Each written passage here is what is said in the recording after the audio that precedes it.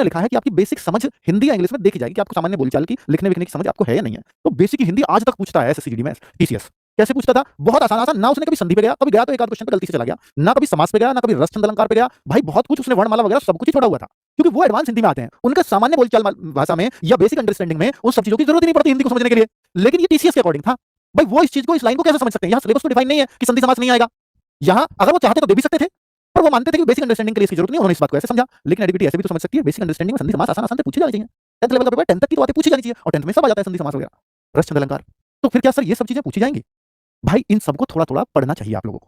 क्योंकि पहली बार पेपर होगा, आगे तो हम इस बात से अंदाजा लगा लेंगे कि पिछली बार कैसे पूछा था। लेकिन अब पहली बार पूछने जा रहे हैं तो इस बात को वो नहीं देखेंगे कि पहले कैसा पूछा जाता रहा होगा। वो इस बात को पढ़ेंगे बस। अब इससे वो क्या जज करेंगे ये वो जानते हैं। ठीक है? तो इसलिए जो सबसे ज़्यादा दबका है, सबसे ज़्यादा डर है, तो वो हिंदी के सिलेबस को बदलने का है थोड़ा बहुत। क्वेश्चन्स ज़रूर इर्द-गिर्द देखने को मिल सकते हैं। पहले भी मिले हैं। टीसीएस ने भी किया है। 1-1 2-2 क्वेश्चन्स। अगर उन्होंने प्रीवियस दिए अगर देखे तो वो कह देंगे कि हमने भी इसलिए पूछा, पहले भी टीसीएस पूछती रही है। पर टीसीएस ने हमेशा नहीं पूछा। किसी एक साल में पूछ लिया बस। फिर बच्चे उसको पढ़ने भी लगे। तो हम ये पढ़ाएँगे भी फिर आपको। थोड़ा-थोड़ा हम बेसिक आपकी अंडरस्टैंडिंग में डेवलप करेंगे।